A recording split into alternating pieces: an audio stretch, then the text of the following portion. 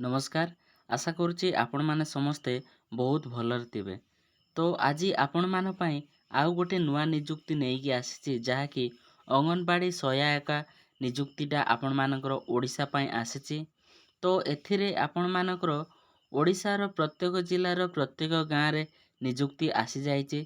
तो प्रथमे आपण माने केमिति चेक करिवे एवं कोउटु जाई आवेदन करिवे तार डिटेल्स मु आपण मानकु बतैबी एवं आपण मानकर जो वैकेंसी गुड़ाक आसीछि आपण मानकर अंगनबाड़ी सहायिका एवं जो वर्कर बा हेल्पर रही से आपण मानकर क्वालिफिकेशन आपण मानकर दरमा बयस केते रही ताहा मध्य कहबी एवं आपण मानकर डॉक्यूमेंट कौन दरकार हो एही पोस्ट आवेदन करने को ताहा मध्य मु आपण मानकु जणैदेबी।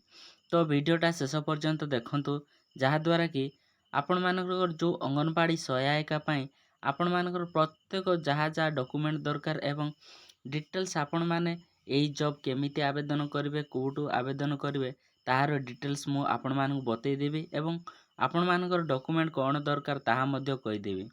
तो वीडियोटा शेष पर्यंत देखंतु एवं सांग मानक मध्य शेयर करि दियंतु जहाद्वारा कि आपण मानक सांग माने मध्य एही अंगनबाड़ी वर्करटा हेल्पर रही जो वैकेंसी गुड़ाक सेगुड़ाक आवेदन करें।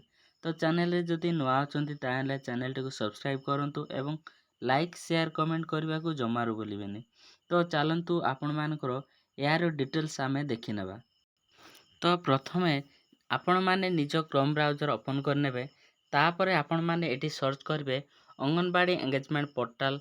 तो आपण मानकु एटी स्क्रीन रे आसीबो अंगनबाड़ी एंगेजमेंट पोर्टल रे आपण माने एटी क्लिक कर देबे। तो एठी क्लिक कर सरला परे आपण माने प्रथमे तो आपण मानकर डिस्ट्रिक्ट चूज करिवे आपण को डिस्ट्रिक्ट रो बिलोंग करंती। तो प्रथमे मु गोटे डिस्ट्रिक्ट चूज कर दउची।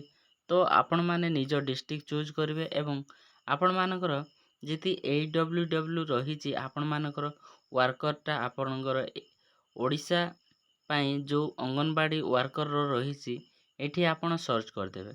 तापरे आपण माने एठी जदि 110 लिखा जाइछि एठी आपण माने 25 50 जहाँ भी केते भी आपण माने करि पारंती।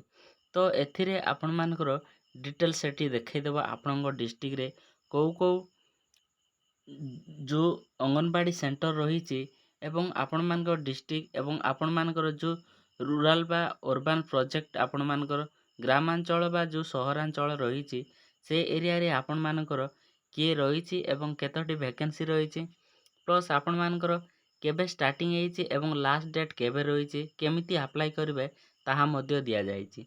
तो आपण मानकर एइटा जो रही कमारगुड़ा मालकानगिरी डिस्ट्रिक्ट तरफरु तापरे एठी आपण मानकर बहुत गुड़ाई देइछि आपण मान डिस्ट्रिक्ट रे। तो वर्तमान आवेदन चलीथिला तो एइटार देइछि।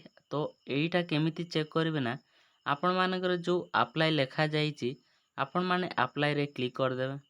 तापरे एठी आपण माने जो यूजर आईडी पासवर्ड एटा आपण जान नथिबे। तो कौन करिवे ना प्रथमे आपण माने निज रजिस्ट्रेशन करिवे तापरे जाइकी ए पोस्टटा आवेदन करि पारिबे। तो प्रथमे आपण माने रजिस्ट्रेशन करि नेबे। तो एठी केमिति जदि आपण रजिस्ट्रेशन करिवे बा जहाँ भी करिवे आपण जदि अप्लाई करिवारे असुविधा होउची आपण मानकु जो इनक्वारी पाई देइछि AWW वैकेंसी जदि आपण माने अप्लाई करबा चाहउछंती ताहेले आपण माने एठी कांटेक्ट करि पारिबे। तो जदि एइटा आपण मानकर अंगनबाड़ी जो वर्कर वैकेंसी रही सेटा आपण माने अप्लाई करबा कोले एठी आपण मानकु कांटेक्ट करबा को पड़िबो। एही वैकेंसीटा आपण मानकर department of women and child development Odisha तरफ रही। नेक्स्ट आपण मानकर जो वैकेंसी रही तापरे आपण माने एठी जो रही AWH रे आपण माने क्लिक कर देबे। एइटा आपण मानकर हेल्पर पई आसीछि। तो हेल्पर रे क्लिक करे आपण मानकर एठी शो कर देबो। शो रे आपण माने 50 बा 10 100 टी एमिति आपण चूज करिवे आपणकर जो एरिया रो आसीबा नै। तो आपण मानकर वर्तमान देखंतु मालकानगिरी नाकामामुड़ी AWC रे वर्तमान 16/7/2024 रे स्टार्ट हेइछि। तो आज केते आज 17 ତ ଗତକାଲି ଷ୍ଟାର୍ଟ ହେଇଛି, ଲାଷ୍ଟ ଡେଟ୍ ରହିଛି 30/7/2024। ଏମିତି ନିଜ ଏରିଆରେ ଦେଖନ୍ତୁ ପ୍ରତ୍ୟେକ ଡିଷ୍ଟ୍ରିକ୍ଟର ରହିଛି ଏମିତି। ଯେଉଁ ବି ଡିଷ୍ଟ୍ରିକ୍ଟର ଆପଣମାନେ ଜାଣିବାକୁ ଚାହୁଁଛନ୍ତି ସେସବୁ ଆପଣମାନେ ଦେଖିପାରିବେ। ନେକ୍ସଟ ଆପଣମାନଙ୍କର ଡିଟେଲ୍ସ କ'ଣ ରହିଛି ନା କେମିତି ଆପ୍ଲାଏ କରିବେ ତାହା ମଧ୍ୟ ଦିଆଯାଇଛି ଆପଣମାନଙ୍କର ଆପ୍ଲାଏ ପାଇଁ। ଏବଂ ଡକୁମେଣ୍ଟ କେମିତି ଦେଖିବେ ନା, ତ ଏଠି ଭିୟୁ ଡକୁମେଣ୍ଟରେ କ୍ଲିକ୍ କରିବେ।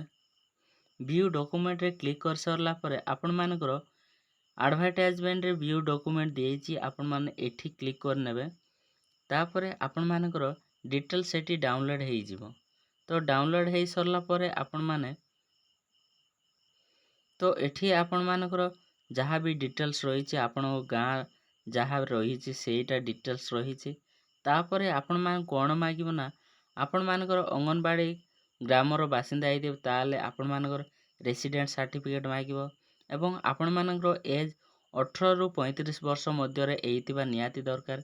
ଏବଂ ଆପଣମାନଙ୍କର SC ବା ST ସାର୍ଟିଫିକେଟ୍ ରହିବା ଦରକାର। ପ୍ଲସ୍ ଆପଣମାନେ +2 ପାସ୍ କରିଥିବା ନିହାତି ଦରକାର। ତ ଏଇଟା କେବଳ ଓମେନ୍ସ ମାନେ ଆବେଦନ କରିପାରିବେ। କେବଳ +2 ପାସ୍ କରିଥିଲେ ଆପଣମାନେ ଏହି ପୋଷ୍ଟଟା ଆବେଦନ କରିପାରିବେ। ତ ଶିକ୍ଷାଗତ ଯୋଗ୍ୟତା ସହ ଆପଣମାନଙ୍କର ମାର୍କସିଟ୍ ରହିବା ନିହାତି ଦରକାର। ତାପରେ ତହସିଲ ଦ୍ୱାରା ଆପଣମାନଙ୍କର ରହିଛି ବାସିନ୍ଦା ପ୍ରମାଣପତ୍ର ମାନେ ରେସିଡେଣ୍ଟ ସାର୍ଟିଫିକେଟ୍। ତାପରେ ଆପଣମାନଙ୍କର କାଷ୍ଟ ସାର୍ଟିଫିକେଟ୍ ବା ଜାତିଗତ ପ୍ରମାଣପତ୍ର। ତାପରେ ନିଜ ପାସପୋର୍ଟ ପରିଚୟ ପତ୍ର, ଆପଣମାନଙ୍କର ଆଧାର କାର୍ଡ଼ କିମ୍ବା ଭୋଟ ଯେକୌଣସି ହେଲେ ଚଳିବ। କିନ୍ତୁ ଆପଣମାନଙ୍କର ଘୋଷଣାନାମା ଯେଉଁ ରହିଛି ସରପଞ୍ଚ ଯେଉଁ ଆଉ କେଉଁଠି ଯଦି କରିଥିବେ ଘୋଷଣାନାମା, ତାହା ଆପଣମାନଙ୍କୁ ଆଲାଉ କରାଯିବନି। ତ ଏମିତି ଭାବରେ ଆପଣମାନଙ୍କର ଯେଉଁ ଏରିଆର ଭ୍ୟାକେନ୍ସି ଗୁଡ଼ାକ ଆସିଥିବ ତାହାର ଡିଟେଲ୍ସ ଆପଣମାନେ ପ୍ରଥମେ ପାଇପାରିବେ।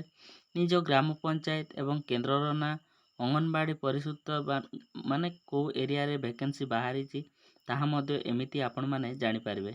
ଆପଣମାନେ ଓଡ଼ିଶାର ଯେଉଁ ବି ଡିଷ୍ଟ୍ରିକ୍ଟ ରହିନଥାନ୍ତୁ ନା କାହିଁକି ଡିଟେଲ୍ସ ଆପଣମାନେ ଏମିତି ଭାବରେ ପାଇପାରିବେ। ଏବଂ ଆପ୍ଲାଇ ଯେଉଁ ଲେଖା ହେଇଛି ଆପଣମାନେ ସେଇଠି ଆପ୍ଲାଇ କରିପାରିବେ।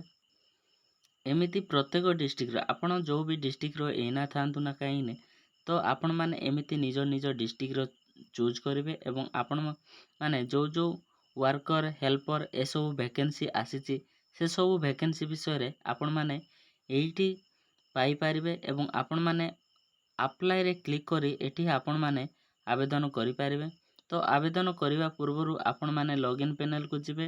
ତାପରେ ଆପଣମାନେ ରେଜିଷ୍ଟ୍ରେସନ କରିଥିବା ନିହାତି ଦରକାର, ନଚେତ୍ ଆପଣମାନେ ଅନଲାଇନ୍ ଆବେଦନ କରିପାରିବେନି। ତ ୟୁଜର ନେମ୍ ପାସୱାର୍ଡ଼ ଏଠି ମାଗିବ। ତ ଆପଣମାନେ ପ୍ରଥମେ ରେଜିଷ୍ଟ୍ରେସନ କରିନିଅନ୍ତୁ। ଆପଣମାନେ ଏଇ ଯେଉଁ AWW, AWH, AWM ଏସବୁ ଭ୍ୟାକେନ୍ସି ଆବେଦନ କରିବାକୁ ହେଲେ। ତ ଆଶା କରୁଛି ଭିଡ଼ିଓଟା ଆପଣମାନଙ୍କୁ ଇନଫର୍ମେଟିଭ୍ ଲାଗିଥିବ। ନିଜ ସାଙ୍ଗମାନଙ୍କୁ ମଧ୍ୟ ସେୟାର କରିଦିଅନ୍ତୁ, ଯାହାଦ୍ୱାରା ସେମାନେ ମଧ୍ୟ ଏହି ଭ୍ୟାକେନ୍ସିକୁ ଆବେଦନ କରିପାରିବେ। ଏବଂ ଯିବା ପୂର୍ବରୁ ଚ୍ୟାନେଲଟାକୁ ସବସ୍କ୍ରାଇବ୍ କରି ରଖନ୍ତୁ, ଯାହାଦ୍ୱାରା କି ଯେତେବେଳେ ପ୍ରଥମେ ଆପଣମାନଙ୍କୁ ଏହି ଭିଡ଼ିଓ ମାନେ ପାଇପାରିବେ, ଯେତେବେଳେ ମୁଁ ପ୍ରଥମେ ଏହି ୟୁଟ୍ୟୁବ୍ ଚ୍ୟାନେଲରେ ଅପଲୋଡ଼ କରିଦେବି ଭିଡ଼ିଓ ଗୁଡ଼ାକ। ତ ସାଙ୍ଗମାନଙ୍କୁ ମଧ୍ୟ ସେୟାର କରିଦିଅନ୍ତୁ। ରହୁଛି, ଜୟ ଜଗନ୍ନାଥ, ଧନ୍ୟବାଦ।